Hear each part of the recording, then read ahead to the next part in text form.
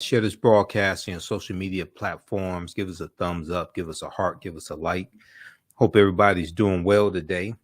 So it is Monday, February 20th, 2023. And some of you all saw me on Faraji Muhammad's show, The Culture, today on the Black Star Media Network. And at the end of our discussion, I talked about my 12-week online course that I teach on Saturdays, Ancient Kemet, the Moors, under my Alpha, Understanding the Slavery in School. We deal with thousands of years of history and what leads up to the transatlantic slave trade taking place. Okay, it's been some time since I've done a overview or a preview of the actual content of the course. Now, a lot of people about the content of the course, and we have there's 250 slides in the class. I do a PowerPoint presentation. We have book references, articles, video clips. There's about 250 slides. There's probably about 60, 70 articles that we reference in the class. And this is a 12-week online course, okay, that I teach. Now, we can't start studying our history in slavery, even when we deal with the transatlantic slave trade. We can't start in 1619. I know the 1619 project is airing on the Hulu channel right now, but we can't start in 1619. We can't start in the 1440s with the Portuguese getting involved in the transatlantic slave trade, and the Portuguese are the first ones involved in 1441 with Anton Gonzalez going into Mauritania. We have to understand the history chronologically.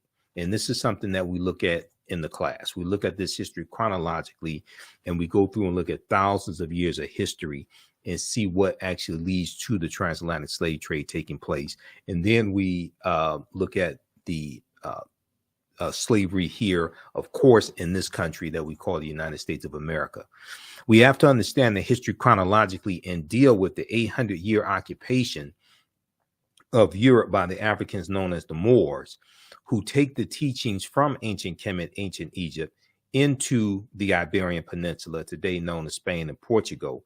And it's going to be these teachings that the Moors take into Europe from the Nile Valley region of Africa. It's going to be these teachings that bring Europe out of the Dark Ages, okay? And then the next period that Europe enters into is called the Renaissance era, which is a period of new enlightenment. So we have to deal with the 800-year occupation of Europe by the Africans known as the Moors, who entered the Iberian Peninsula in 711 AD. This course not only deals with the transatlantic slave trade, but thousands of years of history that leads up to the transatlantic slave trade taking place. August 20th, 2019 marked the 400th year anniversary of those 20 and odd Africans or 20 and odd Negroes who came into Point Comfort August 20th, 1619, in what would later be called the colony of Virginia. Now, this is on the White Lion pirate ship, which was an English pirate ship. And even though that did happen, August 20th, 1619 did happen, Africans were in the land we call the United States of America, going back at least 51,700 years. Okay. And we referenced the work from Dr. David Imhotep, who wrote the book, The First Americans Were Africans, Documented Evidence. And we look at a number of different archaeological discoveries as well in the class. We look at a number of different archaeological discoveries also. Now, August 20th, 2019 marked the 400th year anniversary of those 29 Africans who came into Point Comfort in what would later be the colony of Virginia. Okay, and they come into, it's actually Hampton, Virginia, that they come into. Now, this year was known as the year of return. 2019 was known as the year of return, as many African Americans were and continue to reconnect to Africa and travel to Ghana and other West African countries. When we discuss the transatlantic slave trade, we first have to understand that African people are the original people of North, Central, and South America. Okay, African people are the original people of North, Central, and South America, And we've been in the land that we call the United States of America going back at least 51,700 years. Now, this does not mean that the transatlantic slave trade did not happen. Yes, it did. We have to understand thousands of years of history that lead up to the transatlantic slave trade taking place. Okay. So I posted the link here on the thread of the broadcast. You can register for this 12-week online course. We do the sessions live. All the sessions are archived and recorded. You don't have to worry about not being in class while the session is going on or anything like that. Even after the 12-week online course is over with, a year from now, 2 years from now, you have full access. You can go watch the entire course. So visit our website, theafricanhistorynetwork.com, theafricanhistorynetwork.com, to register for this 12-week online course, Ancient Kemet, the Moors, and the Ma'afa, understanding the transatlantic slave trade, what they didn't teach you in school. You can also use this information with your children. I would say the content is PG-13. And I'll also share information with you how studying our history benefits our children and benefits us as a people, because there's studies that document this also. So recently we've seen attacks on the teaching of African-American history and African history in public schools across the country, especially in a lot of these former Confederate states. Okay, we see the attacks going on against the Advanced Placement African American Studies course coming from the College Board, the attacks from Florida. I talked about this on the African History Network show on Sunday, February 19th, and I've been talking about this probably going back at least a month now, going back to January of 2023. College Board hits back at Florida's initial rejection of AP African American Studies course and admits it made mistakes in rollout. So we see these culture wars being played out. We see books being banned. We see Reverend Al Sharpton led a march in protest against Governor Ron DeSantis banning this Advanced Placement African American Studies course Wednesday, February 15, 2023. Okay, so we saw that take place. We've seen after Juneteenth became a federal holiday in 2021, signing the law became a federal holiday, we started seeing a lot more articles being written about Juneteenth. And this article here from the New York Times is a very interesting article. And most Americans know little or nothing about Juneteenth, poll finds. Most Americans know little or nothing about Juneteenth, poll finds. And in the article, it talks about how 60% of Americans know little or nothing about Juneteenth. And be quite honest with you, a lot of the information that's floating around about Juneteenth, a lot of that is inaccurate. It wasn't the last day of slavery. There's a lot. The Emancipation Proclamation did not free the enslaved Africans. So there's a lot of misinformation floating around. We see attacks on teaching. We see attacks on having Black History Month in schools also because of these anti-critical race theory laws. So in 2022, we saw a lot of stories that dealt with how it's harder to celebrate Black History Month and teach it in schools that have these new laws, these new rules. This article here from Axios.com, new rules are limiting how teachers can teach Black History Month. New rules are limiting how teachers can teach Black History Month. And then we see stories about what I call slave lessons gone wrong, or stories about slavery gone wrong. This is an article from the USA Today, mock slave auctions, racist lessons, how U.S. history class often traumatizes, dehumanizes Black students. Okay, so you have this article here that's from 2021, and then this one, Republican state lawmakers want to punish schools that teach the 1619 Project. So we see these attacks on the 1619 Project. We see these attacks on teaching African-American history, African history, etc. And a lot of this has to do with white fear. A lot of this has to do with the fear of the browning of America. Okay, which is why us understanding our history is so critical right now. Yes, it should be taught in every school across the country, as Dr. Carter G. Woodson, who created Negro History Week in 1926, as he correctly stated. Yes, it should be. But what we're dealing with is the fear of the browning of America, and the fear that some white people have that by the year 2043, white people will no longer be the majority population in this country. So if we look at this article here from June 20th, 2018 from the New York Times, fewer births than deaths among whites in majority of U.S. states. Okay. And in this article from the New York Times, it talks about how deaths now outnumber births among white people in more than half the states in the country. Demographers have found signaling what could be a faster than expected transition to a future in which whites are no longer a majority of the American population.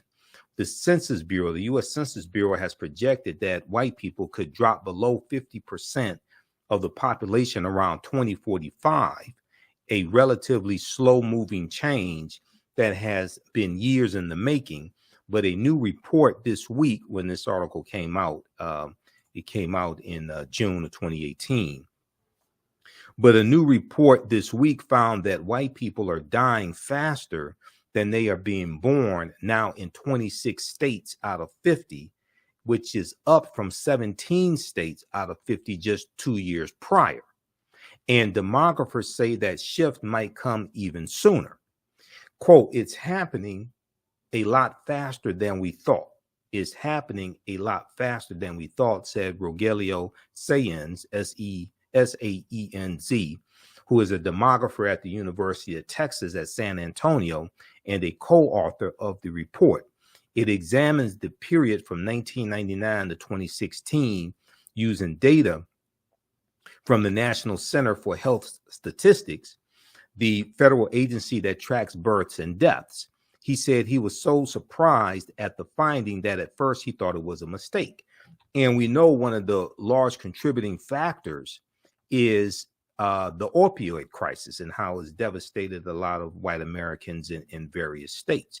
Now, when you look at the 2020 census, the 2020 census was the first census since 1790 where the population of white people dropped below 60%. It was 57% in the 2020 census. You can go to census.gov and read it. Okay. So we have all this going on right now. So us understanding our history, us understanding African history, African American history is more important than ever based upon what we're dealing with. And we have to understand history, law, politics, and economics. History, law, politics, and economics, because they are all interrelated, interconnected. So when you see me on Roland Martin Unfiltered, you see me on Faraji Muhammad show, The Culture, you hear me talk about this. You listen to the African History Network show, you hear me talk about this as well.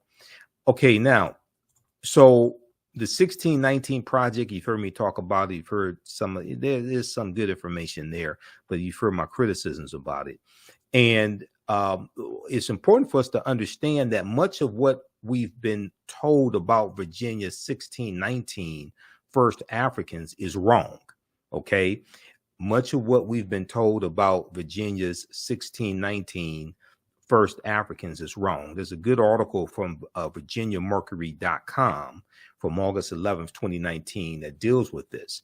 And in 1619, codified slave laws didn't exist in any of the 13 colonies. And a lot of people are so shocked when they hear this. The whole way that slavery evolved in this country and even the way race evolved in this country is different than the way we actually think it evolved.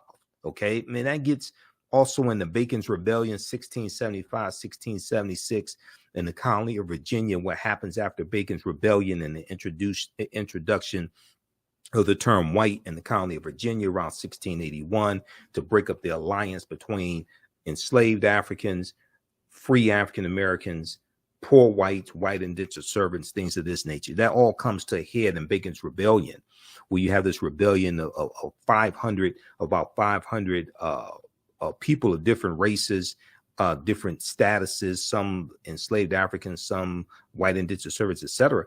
And they burned down the town of Jamestown, Virginia in 1676 because they were all being exploited on the tobacco plantations in Virginia. And they realized that they had a common enemy.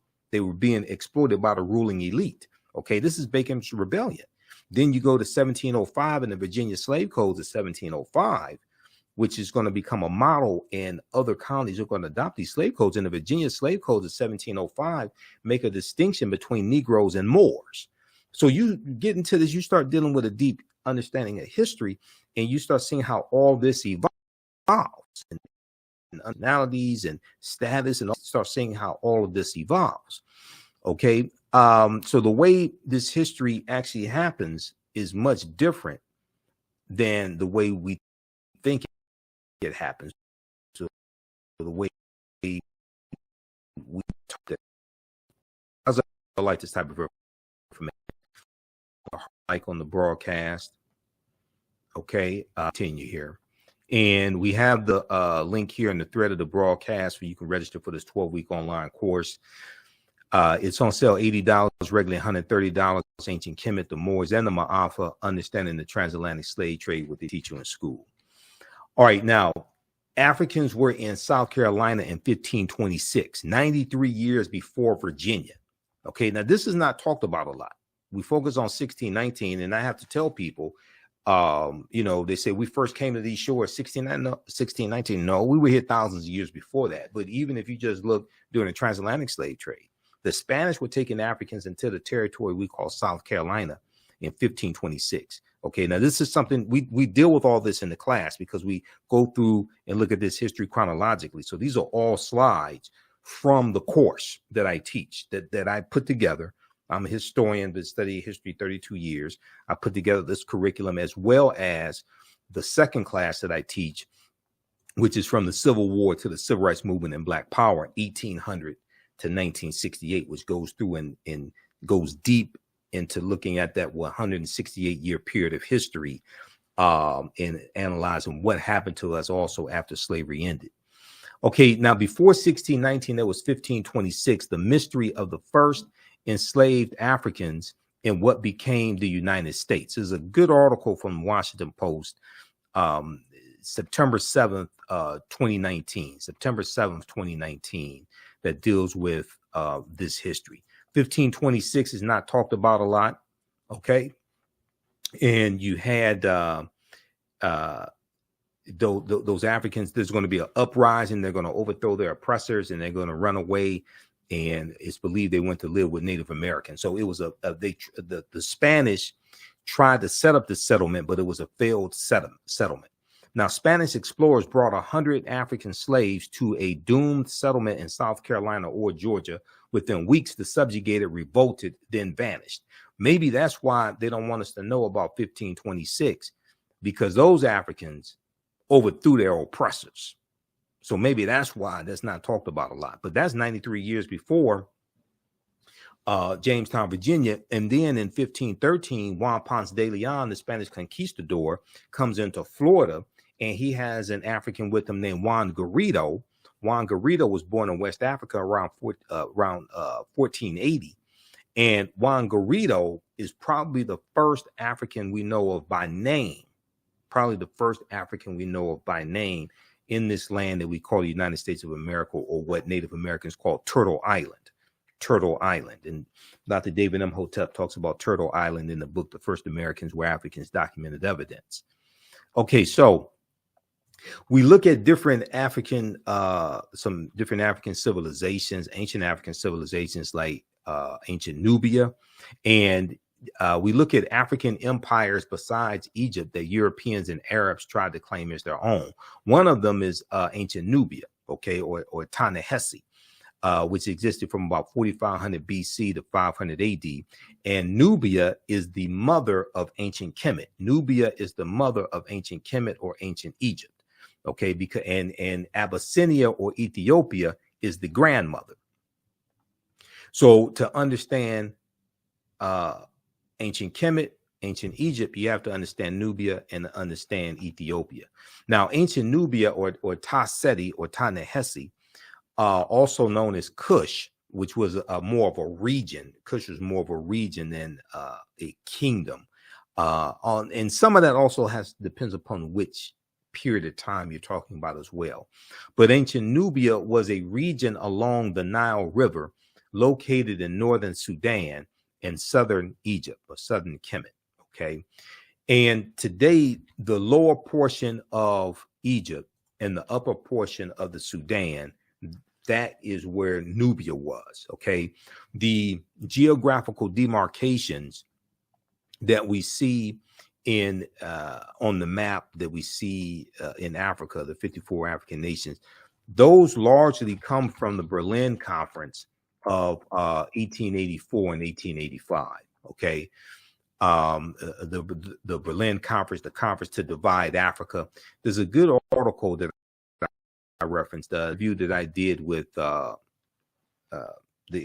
did with Professor James Small, and we talked about, I think it was in the interview where we talked about the Woman King.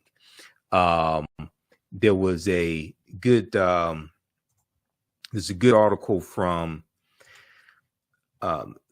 thought.co. Okay, and it's on the Berlin Conference. This one right here, the Berlin Conference to divide Africa, the colonization of the continent by European powers. This article is from June 30th, 2019. And it goes in, deals with some of the history of these 14 European nations having this conference in Berlin, Germany. And they carve up Africa into colonies. Okay, they carve up Africa into colonies. This is one of the ways how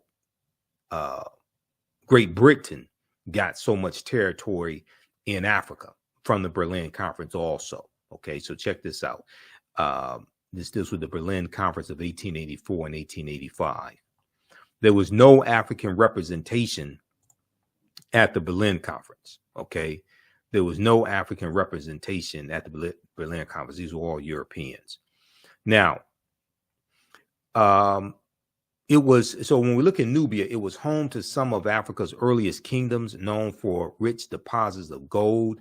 Nubia was a major trading port for luxury goods that came from sub-Saharan Africa, such as incense, ivory, and ebony. The first monarchy of recorded history was established in Nubia. The Nubians were also known for their exceptional archery skills that provided the military strength for their rulers. Kings of Nubia ultimately conquered and ruled Egypt for about a century, for about 100 years. Monuments still stand in modern Egypt and Sudan at the sites where Nubian rulers built cities, temples, and royal pyramids. Now, also, there are twice as many, when we look at the Sudan today, there are twice as many pyramids in the Sudan as there are in Egypt. Okay, there are over 200 pyramids in the Sudan. Okay, there are twice as many in the Sudan as there are in Egypt, because the Sudan, Nubia, was the mother of ancient Kemet.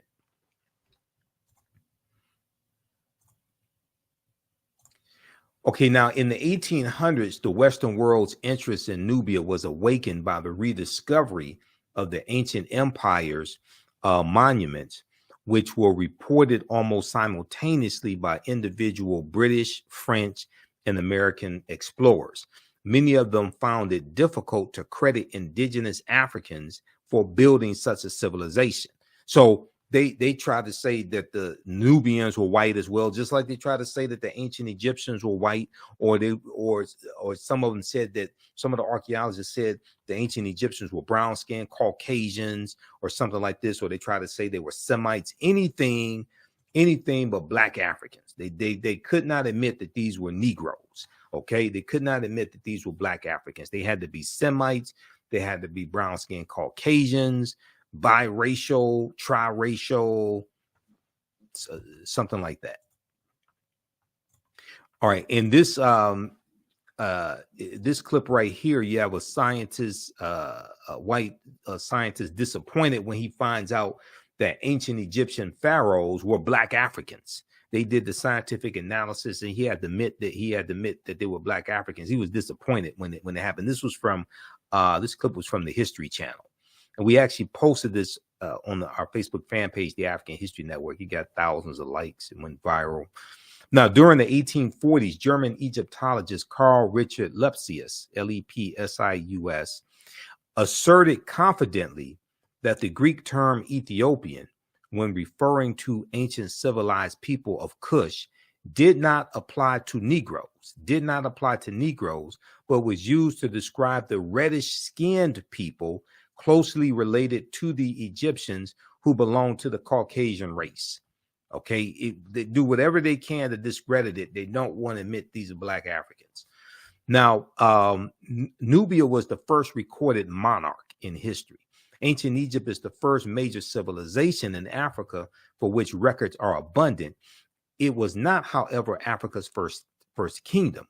A March 1st, 1979 New York Times front page article written by journalist Boyce Rensberger reported, quote, evidence of the oldest recognizable monarchy in human history preceding the rise of the earliest Egyptian kings by several generations has been discovered in artifacts from ancient Nubia. End quote. Now, the artifacts including hundreds of fragments of pottery, jewelry, stone vessels, and ceremonial objects such as incense burners were initially recovered from the Cusco Cemetery by Keith C. Seal, a professor at the University of Chicago. Okay, so then we look at the Punic Wars, and we look at civilizations like Carthage and the Carthaginians and their fight against the Romans in the three Punic Wars as well. Now we know Carthage is in North Africa. It's in the area that today is Tunisia. We look at Hannibal Barca, okay, who was a Carthaginian, one of the greatest military strategists in history. He became a general at the age of 26. So we go through and look at that and the Punic Wars and their fight against Rome. We look at the Battle of Cannae, 216 BC, where Hannibal Barca defeats the Roman army, and the Roman army, they lose about 70,000 soldiers in one day. It's looked at one of the greatest military victories in history.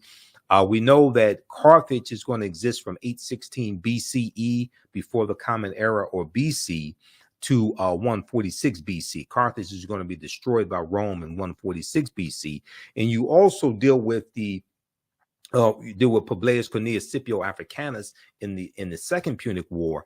And after the Battle of Zama in 202 BC, when Publius Cornelius Scipio Africanus defeats Hannibal Barca, was Publius Cornelius Scipio at this point, is going to be after the Battle of Zama that Scipio takes the surname Africanus. Africa was not named after Publius Cornelius Scipio Africanus. He took his surname after the Battle of Zama in 202 BC. And I go through and we deal with linguistics and understand language in the class also, because Africa is a Latin word. Ca is a Latin suffix denoting land.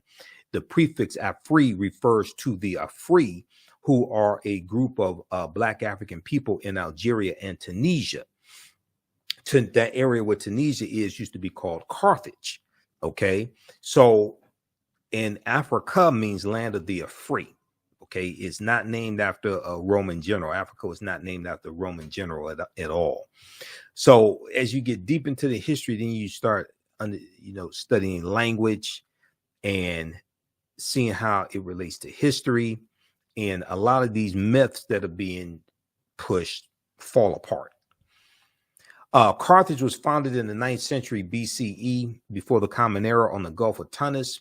From the 6th century BCE onwards, it developed into a great trading empire covering much of the Mediterranean, and was home to a brilliant civilization. in the course of the long Punic Wars from 264 BCE to 146 BC, Carthage occupied some of Rome's territories before finally being destroyed by its rival in 146 BCE. Now, in his book, World's Great Men of Color, Volume 1, history scholar J.A. Rogers asserts that the Carthaginians were descendants of the Phoenicians, a Negroid people, and that, in fact, until the rise of the doctrine of white superiority. Now, this is extremely important because on the History Channel in 2016, they had a series called Barbarians Rising, and I watched it, Barbarians Rising, and it dealt with 700 years of invasions in the Roman Empire. Okay, leading the fall of the Roman Empire in 476 AD, when the western portion, I should say the fall of the western portion of the Roman Empire. 476 AD, when the Vandals and the Visigoths crushed the western portion of the Roman Empire. Okay, so you had Nicholas Pennock, this actor Nicholas Pennock, portraying Hannibal Barca because Hannibal was an African man. And you had white people, some white people on social media, not all of them. Yeah, some white people losing their minds saying that the History Channel was lying and that Hannibal was white and the Carthaginians were white, things of this nature. This is because of these lies that have been told. And Carthage is one of those African empires that Europeans tried to claim as their own. No, these were Black African people. These are descendants of the Phoenicians. Okay, so J.A. Rogers in World's Great Men of Color, Volume 1, said that the Carthaginians were descendants of the Phoenicians, a Negroid people, and that, in fact, until the rise of the doctrine of white superiority, Hannibal Barca was traditionally known as a Black man. Now, some people may be confused. They may be thinking about Hannibal on the A-Team with B.A. Baracus and the Face Man and Murdoch or something like that. They may be thinking of George Papard as Hannibal, or they may be thinking of Hannibal Lecter or something. No, but no, Hannibal Barca was Black African. He was not a European. Okay, now today, many encyclopedias classify the Carthaginians as whites or Semites, but ancient Greek and Roman eyewitness accounts paint a different picture. The indigenous peoples of Carthage were called the Afars, A-F-E-R-S, the Afars.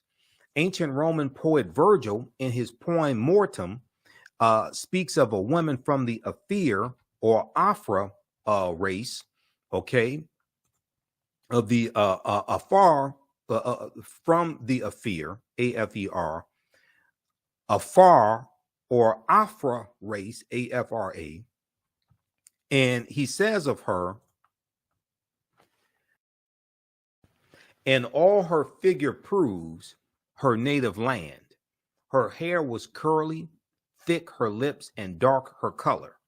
Now, in Library of History book 20, Greek historian Diodorus mentions a Greek lieutenant named Agathocles who defeated a people in the area of present-day Tunisia in North Africa, present-day Tunisia, who were the same hue as the Ethiopians. Now, yes, Europeans also try to say that Ethiopians were white. And when Emperor Menelik II defeated the Italians at the Battle of Adwa, in March of 1896, the Italians told the world that the Ethiopians were white because they didn't want the world to know that they were defeated by these African people. So when you go research the Battle of Adwa, March 1896, you see that the Italians were embarrassed. So they lied and said the Ethiopians were white. And, you know, some years ago when I was doing research on the mythology of Andromeda and Cassiopeia, there are two constellations named Andromeda and Cassiopeia, but they're named after mythological African women. And this comes out of you have them in Greek mythology, but these were African women, because we know like Zeus, who's the king of the gods in Greek mythology. Zeus, according to Greek mythology, they tell you Zeus came from Ethiopia. Okay, because Zeus was African. But I was researching Andromeda and Cassiopeia, and I came across a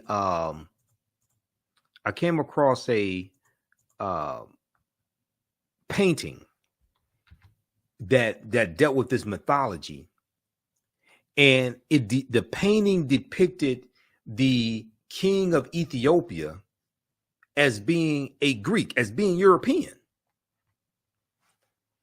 And it was showing the people in the painting as being European. And it was depicting Andromeda, Cassiopeia, things like this as Europeans.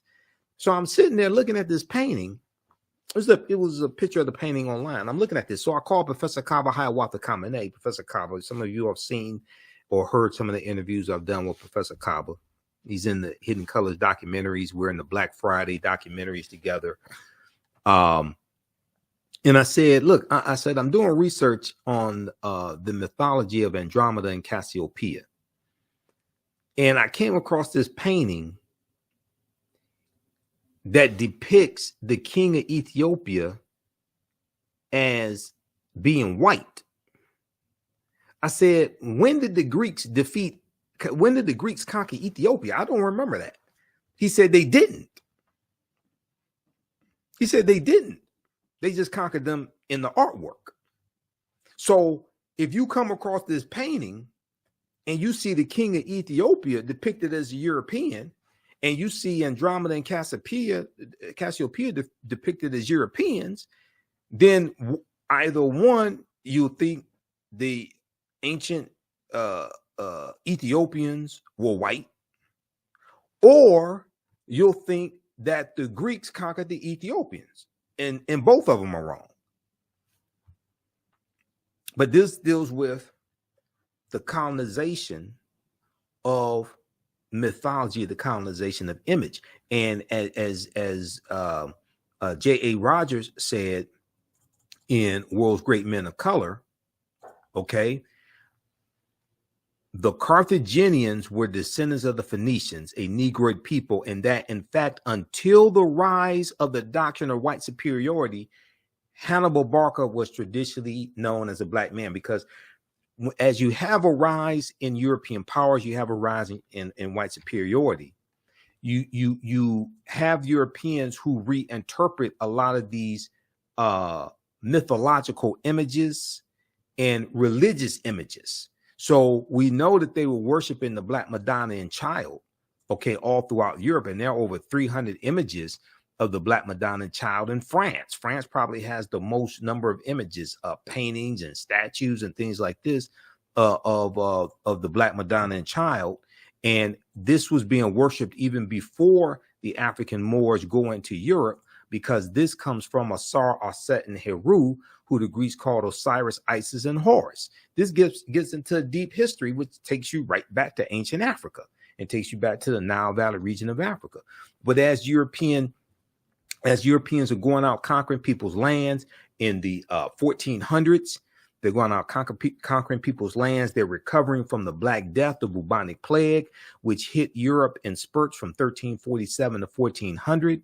And Europe loses between a quarter to a third of their population as they're going into the Caribbean and setting up sugarcane plantations, and they're rebuilding Europe, and they're extracting the mineral wealth and extracting Africans out of Africa and enslaving them, things like this. You start seeing a reinterpretation of a lot of these different figures, images, etc. And as you have a rise in European powers, you have a rise in the dominance of the European phenotype. And we go from the Black Madonna Child to the decolorized version of that with the white Mary and Jesus. Okay. All right, Kate. Now, how do you all like this type of information? Give us a thumbs up, give us a heart, give us a like on this broadcast. Be sure to register for my 12-week online course that I teach, that this is a preview of, this is an overview of this 12-week online course called Ancient Kemet, one of the original names for Egypt, Ancient Kemet, the Moors, and the Ma'afa, Understanding the Transatlantic Slave Trade, what they didn't teach you in school. So when you scroll down our website, you'll see the information for my radio show, the African History Network show. You'll see the information for the Free Black History Month lectures I'm doing each Saturday in February. The last one is Saturday, February 25th, 12 noon to 1:30 p.m. We have the link there to register for that. In the Free Black Month lectures, we're dealing with Black resistance movements in the fight for freedom from 1630 BC in antiquity to 2023 Common Era. Today, attacks on voting rights and teaching African American history. Okay. Then we have the information for the 12-week online course. It's on sale $80, regularly $130. Ancient Kemet, the Moors, and the Ma'afa, Understanding the Transatlantic Slave Trade. I teach that class 2 p.m. to 4 p.m. Eastern Standard Time on Saturdays. You can click right here on the link to register for the full course. We do the sessions live. All the sessions are archived and recorded. You can go back and watch it anytime. Okay. Ancient Kemet, the Moors, and the Ma'afa, Understanding the Transatlantic Slave Trade, what they didn't teach you in school. Now, the second class that I teach that starts up Sunday, February 26th. The second class that I teach is from the Civil War to the Civil Rights Movement and Black Power, 1800 to 1968. From the Civil War to the Civil Rights Movement and Black Power, 1800 to 1968. And we go through and look at this history basically year by year. We go through and look at this history chronologically to see what leads up to the Civil War taking place. And then we analyze the Civil War. We look at the Reconstruction era, 1865, 1877, Jim Crow era. We look at the Great Migration, 1915, 1970, 6 million African Americans migrating from the South up north and out west. World War I, World War II, Civil Rights Movement, and Black Power movement, to understand what happened to us after slavery ended. What were the laws and policies put in place to put us where we are today, to understand where we need to go from here. Okay, so that's from the Civil War to the Civil Rights Movement and Black Power, 1800 to 1968.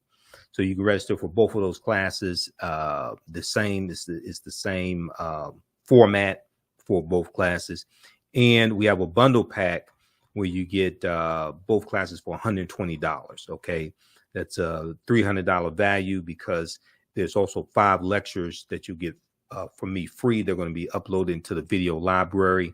So we have the link there for the bundle pack also. And if you've taken any of my online courses in the past, you pay for any of the online courses in the past, you get a 50% discount on the course bundle. Okay. So our returning students, our previous students, email me at ahnshow@theafricanhistorynetwork.com, ahnshow@theafricanhistorynetwork.com, or email me right through the website, and we'll get you enrolled at a discount. Okay, so visit our website, theafricanhistorynetwork.com. All right, let's continue. And we definitely appreciate your support, because this helps finance the African History Network. This helps support the African History Network. Helps us keep broadcasting the radio show, do the research, pay some of the bills, etc., because it takes a lot to do all of this. Okay, so how do you all like this type of information? Give us a thumbs up, give us a heart, give us a like on the broadcast. You can post your comments here also. Are you learning anything from this class, from this class overview? Okay, so we have Carthage. Europeans try to claim Carthage for themselves also, and we deal with Carthage in the class, and the Punic Wars. We talk about Numidia also, which existed from about 202 BC to 46 BC, because we go through and we'll look at different African civilizations. We'll go through and look at a chronology of thousands of years of history. Now, Numidia was another great Black Berber Libyan nation in northern Algeria during the time of the Romans and Carthaginians. It began as a sovereign state and later alienated and later alternated status between a Roman province and a Roman client state.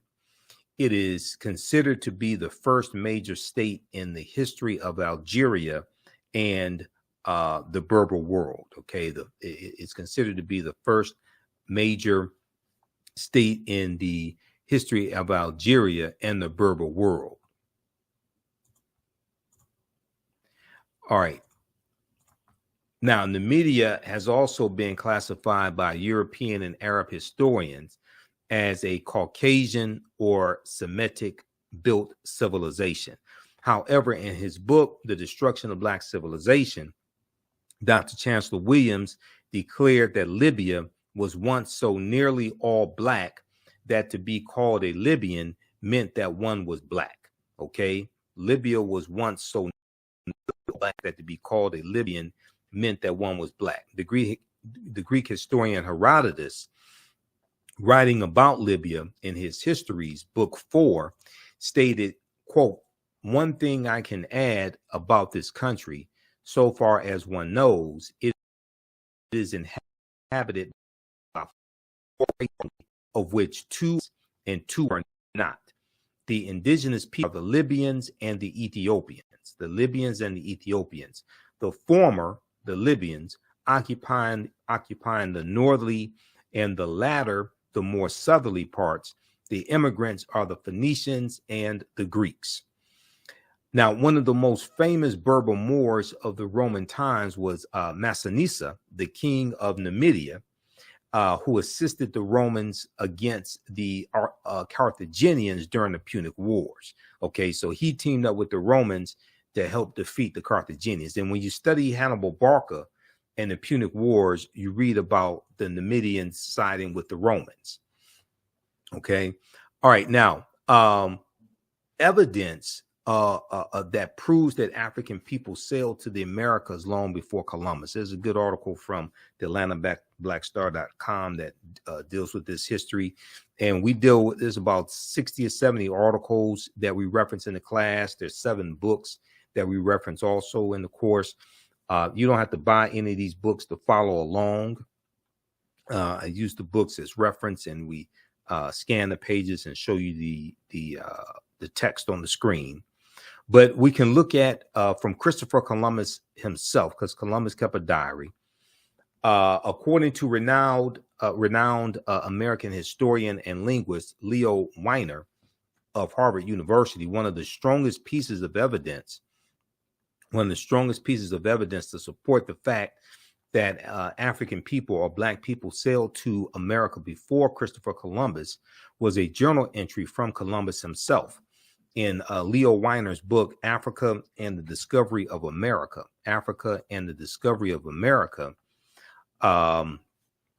he explains that Columbus noted in his journal that the Native Americans confirmed, quote, black-skinned people had come from the southeast in boats trading in gold-tipped spears. Black-skinned people had come from the southeast in boats trading in gold-tipped spears. Now, the discovery of American narcotics in Egyptian mummies has also left some historians amazed. Recently, archaeologists discovered the presence of narcotics only known to be derived from American plants in ancient Egyptian mummies. These substances included South American cocaine from erythroxylon and nicotine from Nicotiana tabacum. German toxicologist Svelta Balabanova reported the findings, which suggest that such compounds made their way to Africa through transatlantic trade that would predate Christopher Columbus' arrival by thousands of years. Now, we know Columbus never came to the land we call the United States of America. The closest he comes here is 90 miles away, but he's in the Caribbean. He's in Central America. So he's in the Americas, but he never comes to the land we call the United States of America.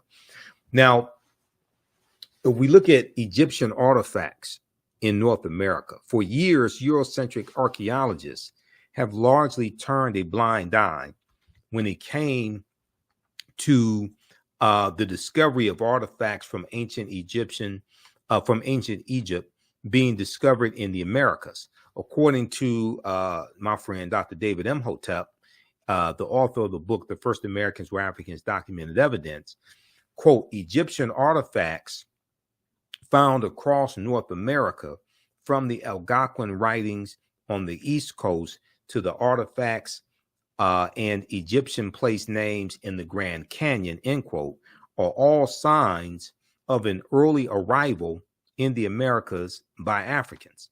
This is also paired with a much earlier account of Black people with incredible skills at sea, seafaring, sailing. Now, back in 445 BC, the Greek historian Herodotus wrote of King Ramses III leading a team of Africans at sea with astounding seafaring and navigational skills. Together, both accounts would point to African sailing over to the New World before Columbus. So we deal with the Olmec heads in Mexico, in Central America, and who were the Olmecs. Also, we go through, once again, we go throughout thousands of years of history, look at these different civilizations. Dr. David Imhotep in The First Americans Were Africans talks about the Mandinka Egyptian Olmec connection. He said, quote, a major ethnic group among the ancient Egyptian Nubians were the Manding people, an original Niger Congo homeland in the general vicinity of the Upper Nile Valley is probably as good a hypothesis as for the origin of the Manding. The Proto-Manding migration had to have taken place during the African Aqualithic period. That was a wet period in Africa that lasted thousands of years at a time when the Sahara was fertile and had river systems and Great Lakes. The Nile flowed west across the Sahara and emptied into the Atlantic Ocean during very ancient times. This would have enabled East Africans direct access to the Atlantic Ocean. The longer route would be to sail to the Nile River, to the Mediterranean Sea, and then head west to the Atlantic Ocean. When the Manding reached Central America and began mixing with the local population, they were labeled Olmecs. When the Manding reached Central America and began mixing with the local population, they were labeled so a mixture of the Man or Mandinka and Indians or American Indians. Do not forget that the Manding made the basics, so the Egyptians, the main and the base of the Olmecs of each other. So he talks on page 2 of The First Americans Were Africans, Documents. You all have seen the numerous interviews I've done with Dr. David M. And let me refresh the screen right here.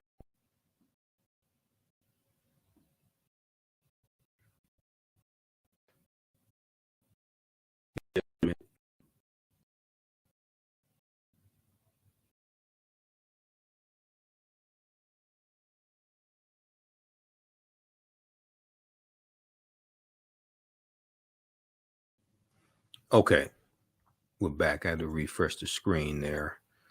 Okay, so can everybody, you all should be able to hear me okay?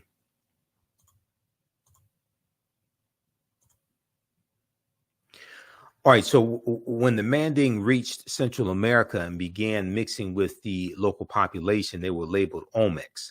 The Olmecs were supposedly a mixture of the Manding or Mandinka and American Indians or Americans.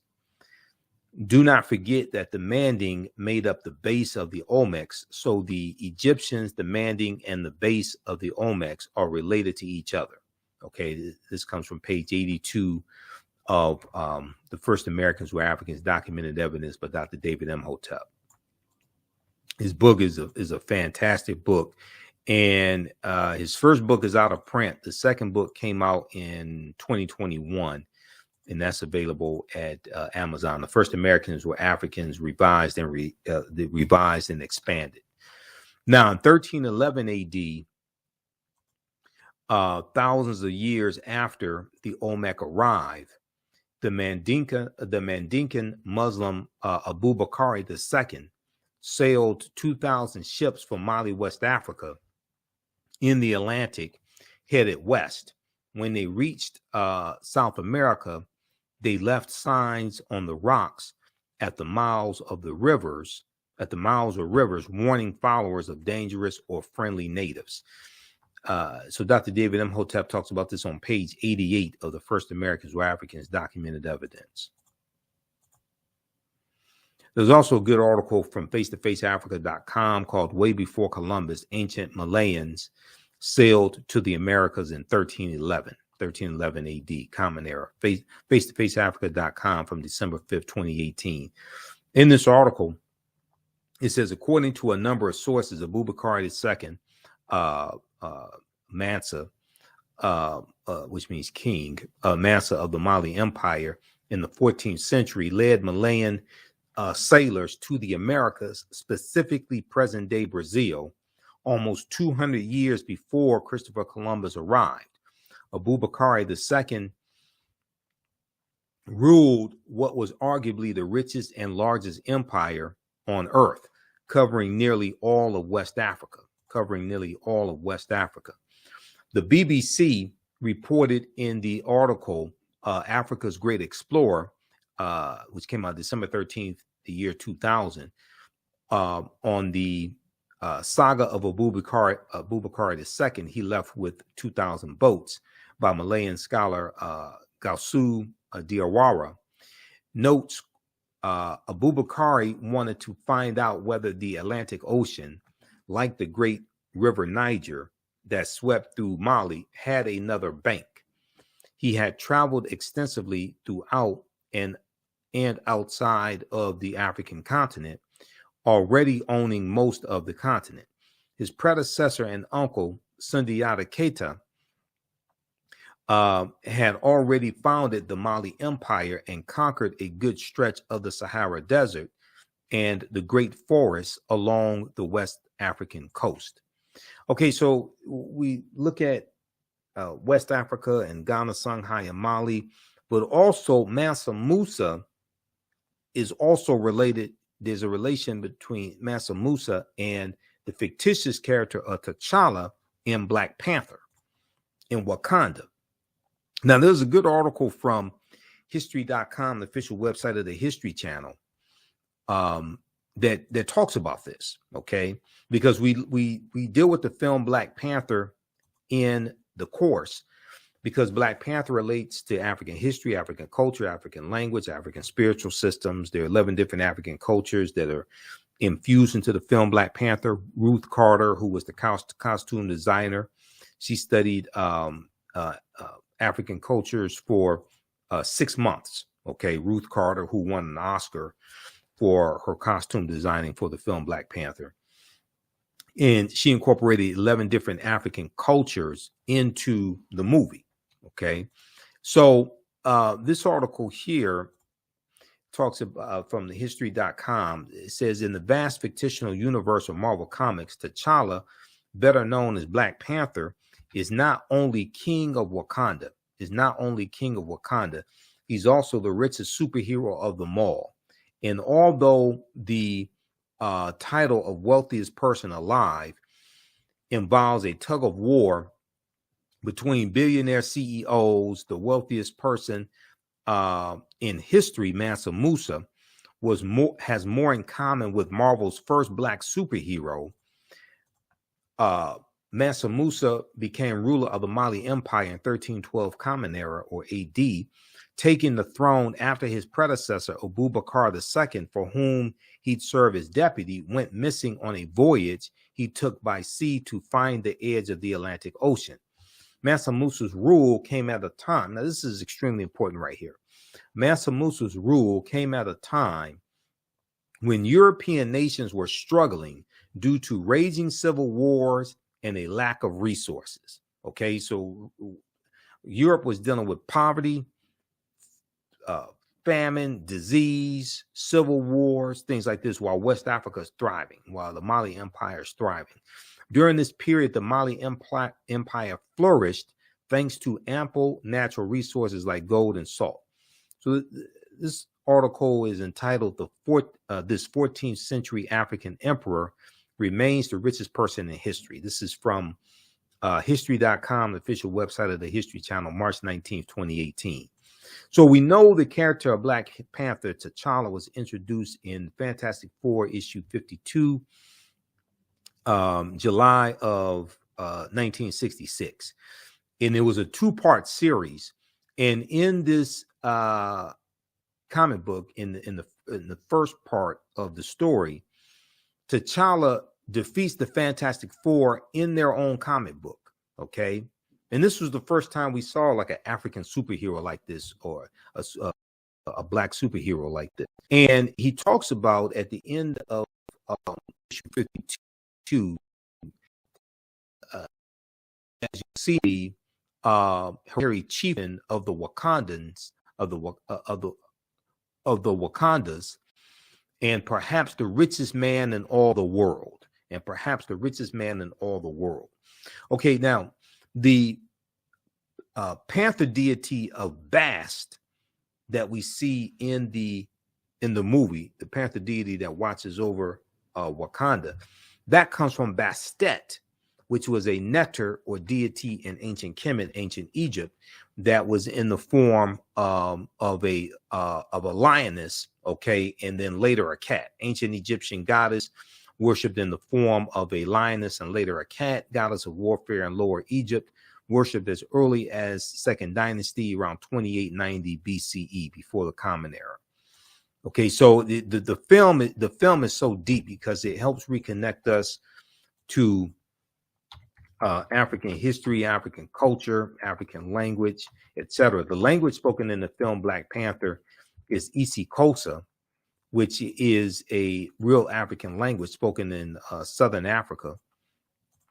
And isiXhosa has the click sounds in it also. And we know the click language was the original language. We know that with the Wakandan salute comes straight out of ancient Kemet. That's as always, right over left. And that is the symbol, that's the pose of the Nasubitis, or the pharaohs in the sarcophagi, the painted coffins. The sarcophagi is right over left. It's a symbol of power, symbol of royalty. And we see that, go all around the world as well. Now, Wakanda is a real word. Wakanda basically means possesses secret powers, and we see the word Wakanda in the Omaha, Ponca, and Sioux Indian languages also. Wakanda is not something just made up. It's a real word. Ruth Carter did a hell of a job on the costume design for the film Black Panther. She was also the costume designer on the film Malcolm X as well. But one of the African influences we see in the film Black Panther, and we go through and study the film Black Panther in the class because there's so much there. And I've done lectures. Well, first of all, I did 3 months of research on the first Black Panther movie to be able to do my lectures on the film Black Panther. And I incorporate a lot of that into this class. Okay. So how do you all like this type of information so far? Post your comments here. Give us a thumbs up. Give us a heart. Give us a like on this broadcast. The Basotho, who are from Lesotho, which is an enclave inside of South Africa. It's a country within a country. They have these blankets that we saw incorporated into Black Panther. These are cultural blankets, the Basotho heritage blankets. These blankets have a deep cultural significance and history. The world-renowned Basotho tribal blankets distinguish this nation from others by the way in which the blankets are worn as part of their everyday life. The designs have been developed over many years with the blessing of the Lesotho royal family. We also see the Ndebele of South Africa represented, also with the gold rings worn around the necks of the Dora Milaje. Okay. And then we see the Ovahimba of Namibia represented in the hairstyle one of the one of the elders when they are on the side of the mountain and they're watching the ritual combat that was taking place. So at the beginning of the movie, the ritual combat between T'Challa and M'Baku. Okay, that ritual combat comes straight from the comic book, and it takes place at what's called Warrior Falls. That's the name of that waterfalls. It's called Warrior Falls. That's straight out of the Black Panther comic book and Jungle Action comic book. And this is where the ritual combat takes place to determine who's going to sit on the throne of Wakanda. So we go through, and these are all different aspects of the course that I put together that we deal with, okay, to better understand African history, to better understand ourselves, to better understand African American history. The hat that Angela Bassett's character, Queen Ramonda, who's actually T'Challa's stepmother, if you understand the storyline, because his birth mother dies a few days after he gives birth. That comes from South Africa, okay? That flat disc hat is an Isikolo. Angela Bassett as Queen Mother Ramonda makes an entrance with a large disc headdress. In most of her scenes, she wears a smaller version of the hat, which Ruth Carter borrowed from Zulu culture. The Isikolo is a hat worn by married women and was traditionally shaped from grass fronds with cotton woven through. Their sizes and colors differ between clans, at times reaching a meter in diameter. For Black Panther, Ruth Carter had Ramonda's dramatic white Isikolo 3D printed according to an interview with Vanity Fair. And here's a picture of her with the Isikolo right here. Okay. All right. And then we know that the costumes of the Dora Milaje are inspired by the Maasai of Kenya. Okay. And the dress of the Maasai of Kenya and the colors from the Kenya as well, from the Maasai as well. The Dora Milaje with their deep red armor and tall spears look like Maasai warriors, which was the look that Ruth Carter was going for. The Maasai Shuka is instantly recognizable as the red and blue checkered, sometimes with black, yellow, or green, but red is always the base color. And this is the shawl draped over the semi-nomadic Maasai. Okay, so there's so many African influences in the film Black Panther. We use Dr. David Imhotep's book, The First Americans First Americans Were Africans, Documented Evidence, as a reference. He's a friend of mine. I've interviewed him like 13, 14 times. So some of you all have seen the interviews I've done with him as well, or heard the interviews on the African History Network show. Page 14 of his book deals with a discovery made in Allendale County, South Carolina in 2004 by Dr. Albert Goodyear. And they found 13 different types of evidence that thoroughly documented African presence in the Americas, dating back at least 51,700 years ago. They found artifacts, architecture, campsites, carvings, Egyptian writings, footprints in lava, genetic M174D haploid groups dealing with DNA and genetics, linguistics, paintings, skulls, skeletons, structures, and tools. They found 13 different types of evidence documenting an African presence in the land we call the United States of America, dating back at least 51,700 years ago. Now, his book is backed up by 713 footnotes and 7 peer-reviewed articles as well. And we know peer-reviewed articles is the height of academia. So these Africans were the Khoisan, who have the oldest DNA on the planet. They're the short-statured Africans. They go all around the world. They're the ancestors to the Ainu and Atwa, and they were here also. This is Dr. Albert Goodyear. He's a white archaeologist from the University of South Carolina. This article from ScienceDaily.com in November 18, 2004, entitled New Evidence Puts Man in North America 50,000 Years Ago. This talks about his discovery. Okay, ScienceDaily.com, they have all type of archaeological discoveries, scientific discoveries, etc. there. So the Khoisan in an October 2012 genetic study published in Science magazine, it found that the Khoisan in southern Africa are the oldest ethnic group of modern humans, the oldest ethnic group of modern humans, with their ancestral line originating about 100,000 years ago. The Khoisan, formerly called by the derogatory term Bushmen, are genetically unique, and no other currently known population has separated so early from our common modern human ancestor, according to the report. Now, here are a couple of Khoisan sisters, also a couple of Khoisan African women.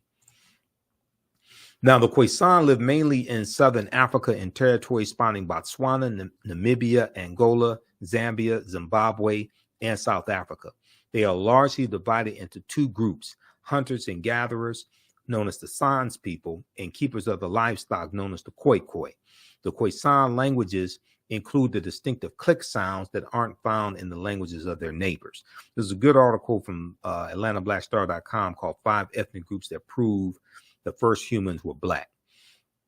Okay, so when we look at this land historically, there were 1 million mounds in this land.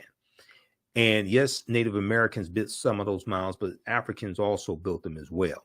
At least 10,000 years ago, during the African Aqualithic period, the mound builders of Africa, the Proto-Manding, were building habitation mounds to live upon even before the Manding built their mounds along the Niger River.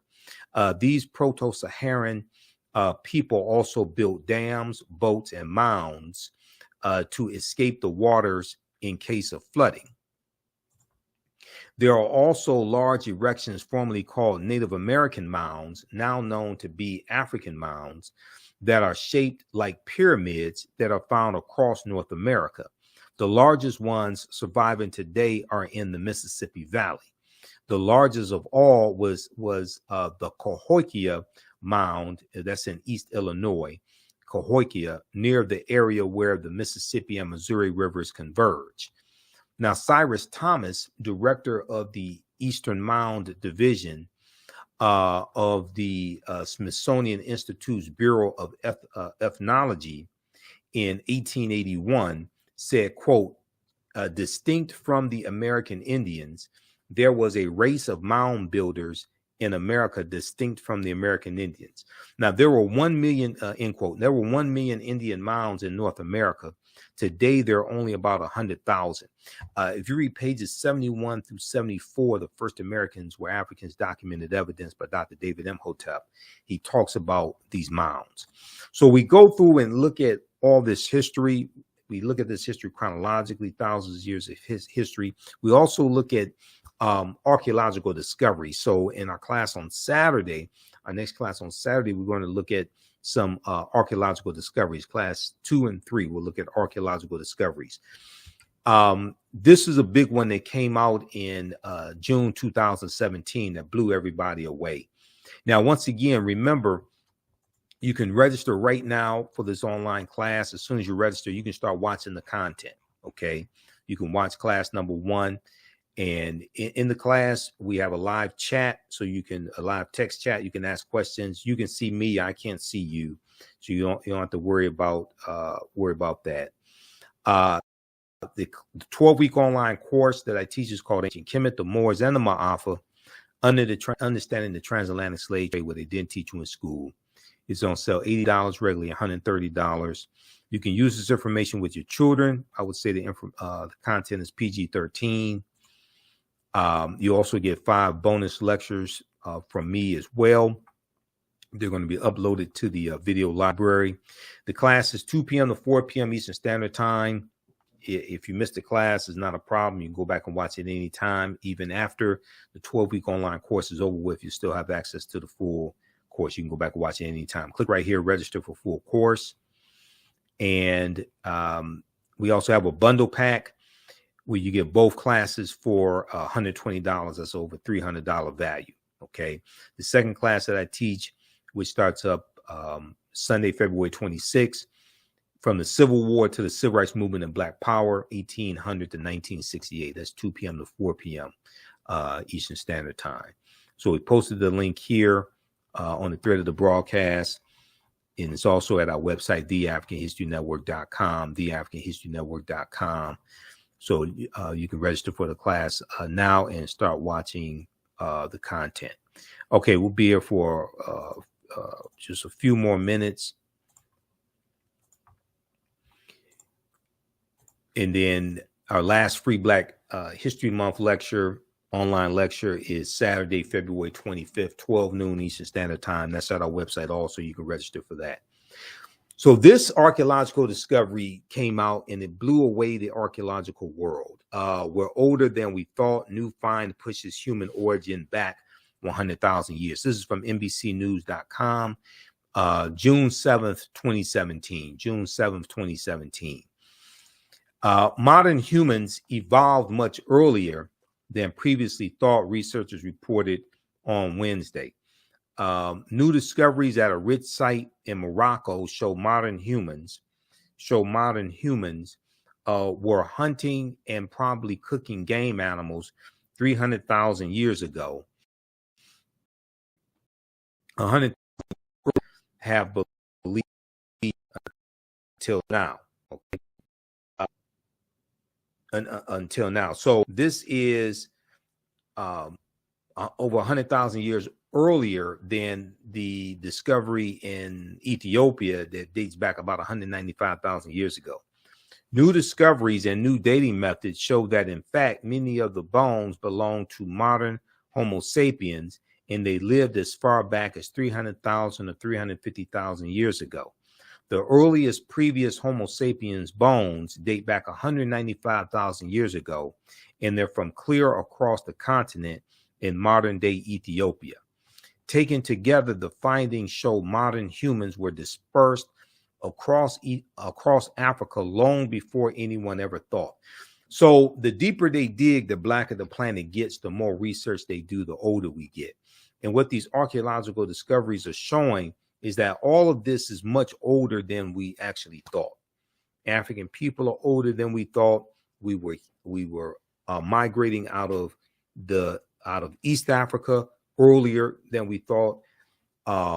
We were here in this land we call the United States of America much earlier than we thought. We did not first come here conquered and shackled and chained by Europeans. No, this was our land stolen from us. This article from February 2010, New York Times, on Crete, new evidence of very ancient mariners. It talks about how stone tools were found on the Greek island of Crete over the course of 2 summers, and these stone tools date back 130,000 years ago, which pushes maritime sailing in the Mediterranean back thousands of years. It causes them to have to rethink everything, push the timeline back. The deeper they dig, the blacker the planet gets, the more research they do, the older we get. This study right here deals with how positive feelings about blackness improve academic performance for Black girls. This is why this type of information is so important, not just for African Americans, but also for our youth. Believing that Black is beautiful, an important mantra of self-acceptance and self-love, could pay major dividends in school, a new study finds.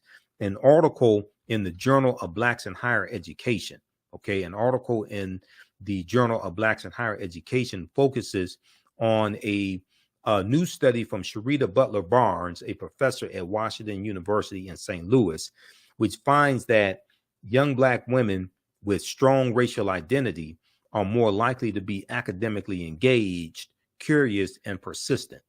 The survey looked at 733 Black middle and high school girls in 3 socioeconomically school districts in the Midwest.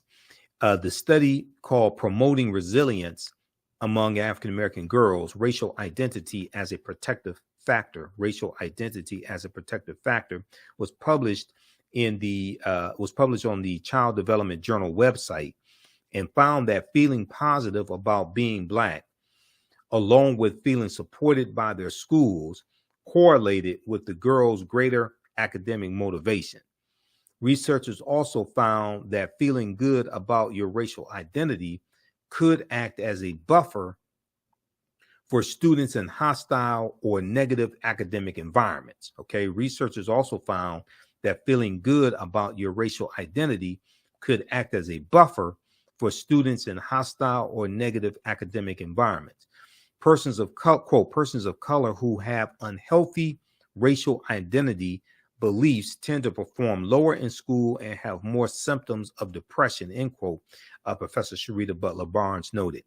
She went on to say, we found that feeling positive about being Black and feeling support and belonging at school may be especially important for African-American girls, classroom engagement and curiosity. Feeling connected to the school may also work together with racial identity attitudes to improve academic outcomes. Read this article here from theroot.com. New studies find that positive feelings about Blackness improve academic performance for Black girls. This is from January 10th, 2018 from theroot.com. Now, this article here from blackamericaweb.com from 2012, this dealt with how this dealt with a study that showed how TV watching kills Black boys' self-esteem. TV watching, excessive TV watching, kills Black boys' self-esteem. A new study, a new, precise, and exhaustive year-long study finds that watching television regularly distorts and ultimately destroys the self-esteem of young Black males, who often find themselves comparing one another to the characters they view on air, leaving them feeling trapped and as if there are, quote, very few positive life paths they can aspire to, end quote. So there are numerous outlets that ran this story. This particular one comes from blackamericaweb.com, July 14, 2012. So then we have this study right here. This is a joint study by the University of Pittsburgh and Harvard University. It deals with how African-American teens with racial pride do better in school. And University of Pittsburgh has an article, Can Instilling Racial Pride in Black Teens Lead to Better Educational Outcomes? Pitt University study shows racially conscious parenting strategies can be the key to student success in school. AfricanGlobe.net has the article, Black Teens with Racial Pride Do Better in School, from January 1st, 2013. African-American teenagers perform better academically when their parents instill in them a sense of racial pride. A new study by the University of Pittsburgh and Harvard University, Harvard University, shows that when parents use racial socialization, such as talking to their children or engaging in activities that promote feelings of racial knowledge, pride, and connection,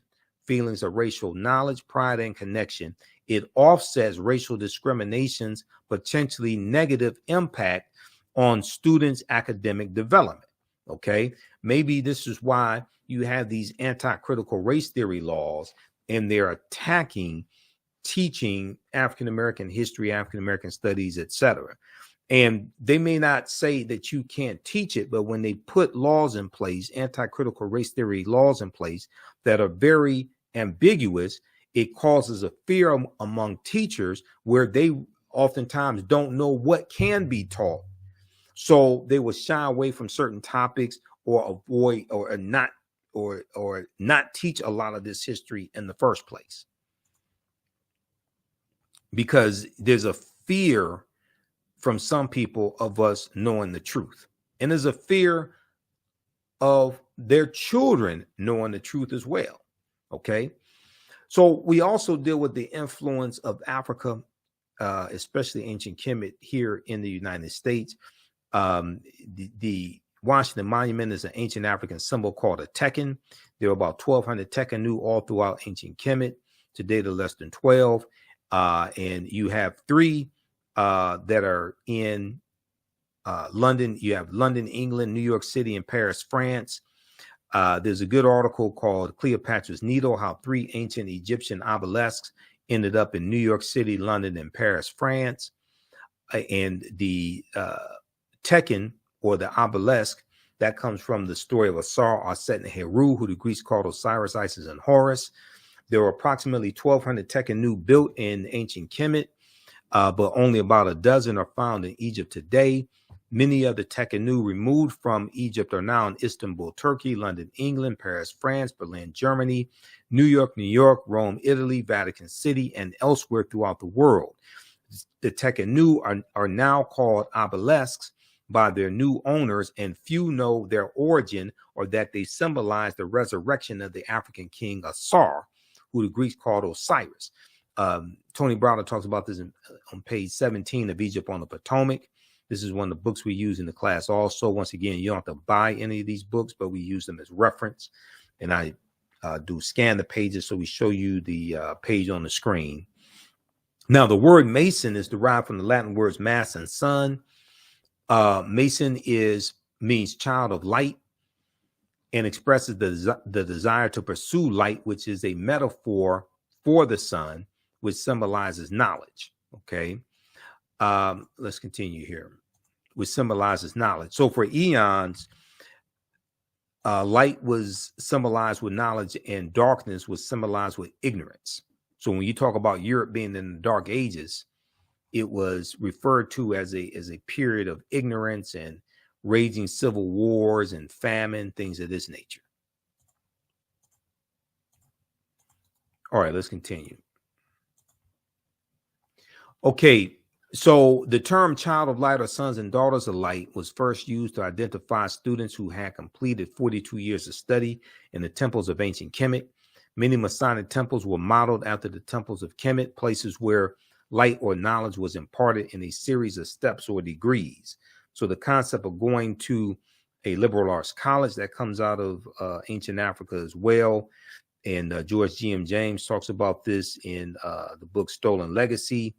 And he talks about the 7 liberal arts and the concept of getting your credentials in going to an institution of higher learning and getting your credentials in a series of steps, in a series of degrees, associate's degree, bachelor's degree, master's degree, PhD. That comes out of the Nile Valley region of Africa also. Read Egypt on the Potomac by Tony Browder, pages 18 to 32. He talks about this. Now, Masonic temples are considered houses of learning or temples of learning. The term Mason or child of light is a direct reference to the highest degree of the Kemetic education system. The 33 degrees of instruction within Freemasonry represent a fraction, just a fraction of the 360 degrees of instruction that comprised the Kemetic system of education. Yet with less than 10% of the wisdom of ancient Kemet, Freemasons have held positions of influence and power throughout the world for over 200 years. Okay, read page 33. So we also look at things like why is Christmas celebrated on December 25th, because nowhere in the biblical text does it state that Yeshua or Jesus was born on December 25th. We look at the origins of Santa Claus coming from Sinterklaas, which is celebrated amongst the Dutch and, you know, in the Netherlands, and they have the celebration of Sinterklaas and Zwarte Piet. Zwarte Piet means Black Pete, and Zwarte Piet was a Moor in this mythology. And they have the parade beginning in early November, going throughout the Netherlands, and they commemorate Sinterklaas and Zwarte Piet coming from Spain into the Netherlands. All right, coming from Spain. Well, Spain is where the Moors going in 711 AD, led by General Tariq ibn Ziyad, going to the Iberian Peninsula. Okay, so Spain is very important. Now, who were the Moors? The Moors' ancestors were known as the Garamantes. These were a Black African people living throughout North Africa. Hannibal Barca was Garamanti, as well as St. Augustine. The Moors, according to George G.M. James in the book Stolen Legacy, were the custodians of the ancient Egyptian mystery system. These teachings will bring Europe out of the Dark Ages. These teachings will bring Europe out of the Dark Ages. Now, the word Moor is derived from the Greek word moros, which literally means black or a very dark color. The Romans adopted this word and called them Mari, M-A-U-R-I, Mari. The Mari were a Northwest African people who were very dark-skinned. the Romans will refer to the region of Northwest Africa as Mauritania, Mauritania is Latin and means the land of the black-skinned people. You'll also see the term Marish. Now, the Romans would later adopt the word as a reference for the black-skinned inhabitants they encountered in Africa. Golden Age of the Moor, edited by Dr. Ivan Van Sertima, is another book that we use in the class. And if you look at pages 527 and 187, you'll see references for that information. Okay, so we go through and we look at some of the history of the Moors also. Runoko Rashidi had a really good article for AtlantaBlackStar.com called Moors, Saints, Knights, and Kings, the African Presence in Medieval and Renaissance Europe. We use two of Runoko's books in the class. This is one of the books here. This is Black Star, the African Presence in Early Europe. Okay, Black Star, the African Presence in Early Europe. This is one of the books we use. And it deals with the history of the Moors in Europe. So the study of the African presence in history, whether in the African diaspora or Africa itself, is a rewarding endeavor. In this study, we realized that slavery alone is not African history, and that the African history, everybody's history. The history of African people, Black people, is rich and comprehensive, inspiring, and often known. Nowhere is this more the case than the African presence in medieval and Renaissance Europe. Now, according to the Oxford English Dictionary, the Moors, as early as the Middle Ages and as late as the 17th century, were, quote, commonly supposed to be Black or very swarthy, and hence the word is often used for Negro, end quote. In the early 8th century, after a grim and extended resistance to the Arab invasions of North Africa, the Moors joined the triumphant surge of Islam. Following this, they crossed over from Morocco over to the Iberian Peninsula, where their swift victories and remarkable feats soon became the substance of legends. In July 710, Tarif, with 400 foot soldiers and 100 horses, all Berbers, successfully carried out a mission in southern Iberia. That was the reconnaissance mission, to get the lay of the land and see what's going on. Then Tariq goes in 711 AD. Tarif, an important city in southern Spain, is named after him. Then in 711 AD, Tariq ibn Ziyad goes in also, okay? And wasting no time to relish his victory, Tariq pushed on with his dashing and seemingly tireless Moorish cavalry to the Spanish city of Toledo. Within a month's time, General Tariq ibn Ziyad had effectively terminated European dominance of the Iberian Peninsula. Okay, so we'll also talk about Ghana, Shanghai, and Mali.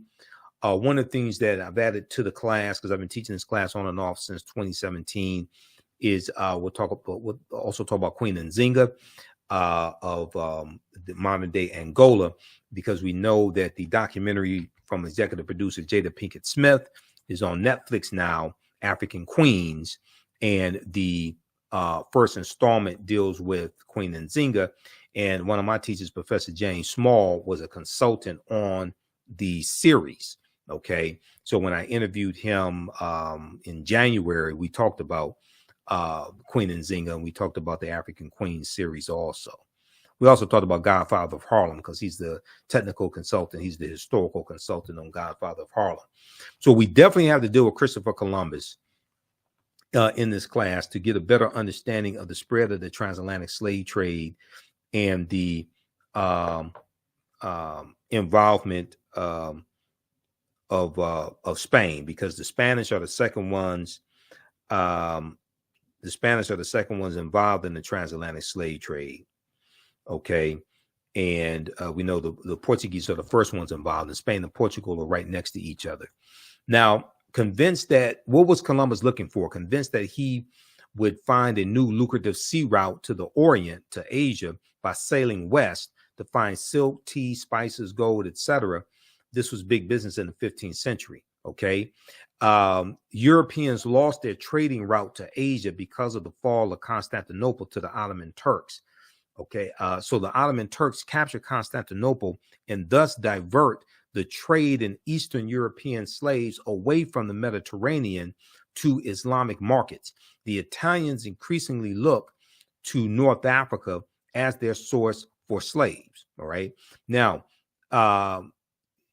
Columbus never found that direct water route from the west going east that he was looking for. When we look at where he goes on his 4 voyages, he never comes to the land we call the United States of America. Okay. He goes into Cuba, Haiti, Puerto Rico, Honduras, Panama, the Bahamas, Hispaniola. The western third of the island of Hispaniola is where Haiti is, etc. He never comes to the land we call the United States of America. If you go to history.com and search for Columbus, they have a good chart there. It shows you where he went on his 4 voyages. Now, what was the transatlantic slave trade? And how is this different from the slave trade? Now, the widespread enslavement of diverse peoples for economic and political gain has played a fundamental role throughout human history in the development of nations.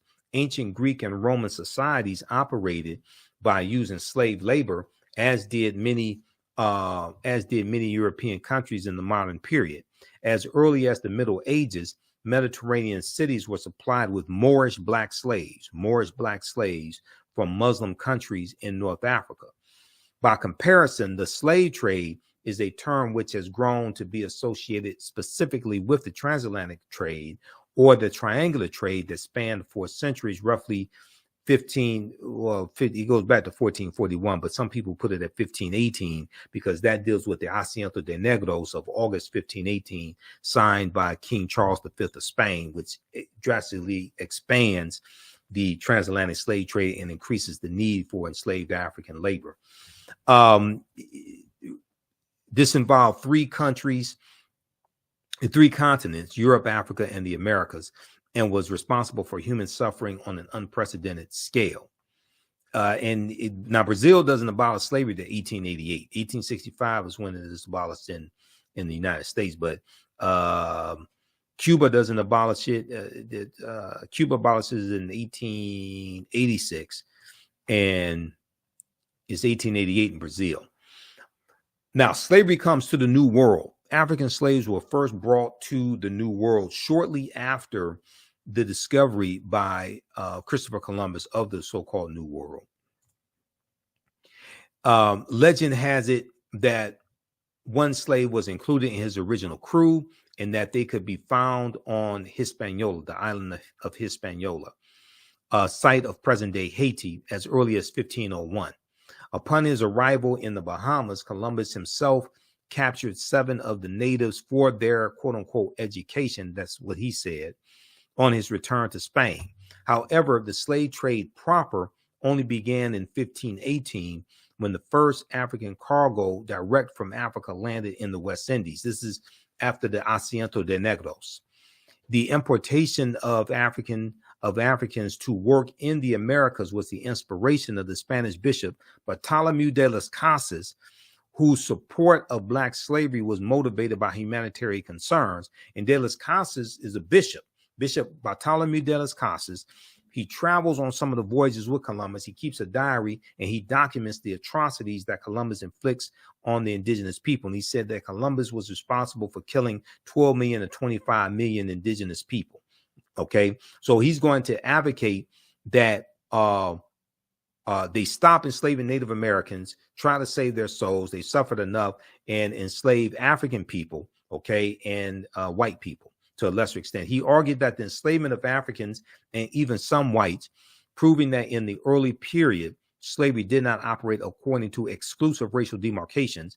He argued that this would save the indigenous American Indian populations, which were not only dying out, but engaging in large-scale resistance as they opposed their excessively harsh conditions. As a result, King Charles V of Spain agreed to the Asiento de Negros, or slave trading license of 1518, which later represented the most coveted prize in European wars, okay, as it gave to those who possessed it a monopoly in slave trafficking. And this drastically expands the transatlantic slave trade, okay? All right. Now, we know there are at least 262 skills, trades, and crafts that African people had in this country from 1619 to 1865. We were the anchor makers, artists, bakers, barrel makers, bartenders, basket makers. We dealt with decorative furnishing. We were jockeys, herb doctors, horse trainers, gardeners, brick makers, fishermen, engineers. The book of the other slaves, mechanics, artisans, and craftsmen, 1978, by James Newton and Ronald Lewis, goes through and breaks this down. There were at least 262 skills, trades, and crafts that African people had in this country from 1619 to 1865. Okay, so this is just a sample of the type of information that we deal with in this 12-week online course that I teach. Ancient Kemet, the Moors, and the Ma'afa, understanding the transatlantic slave trade, what they didn't teach you in school. There's over 200 slides in the class. There's about 60, 70 articles that we reference. There's video clips, book references, everything. Okay. Visit our website, theafricanhistorynetwork.com. We have the link also here in the thread of the broadcast. You can register right now for this course. You're going to learn so much in this class. How'd you all like this type of information?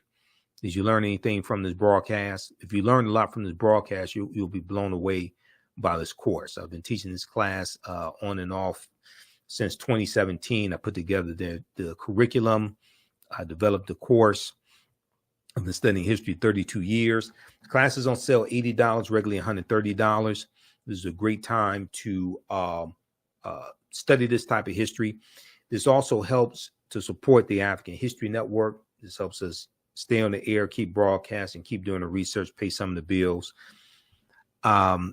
Next class is Saturday, February 25th, 2 p.m. to 4 p.m. Eastern Standard Time. We do the sessions 2 p.m. to 4 p.m. Eastern Standard Time. Click right here to register here. As soon as you register, you can go back and watch class number 1 also. And we have a bundle pack. You get both classes for only $120. That's over $300 value. You get 5 free lectures from me also that it will be in the video library when you log in into the Learn World account, because I use 2 digital platforms to teach these classes. So we appreciate the financial support from you for registering for these courses as well. And then Sunday, February 26th, 2 p.m. to 4 p.m. class number 1, from the Civil War to the Civil Rights Movement and Black Power, 1800 to 1968 starts up also.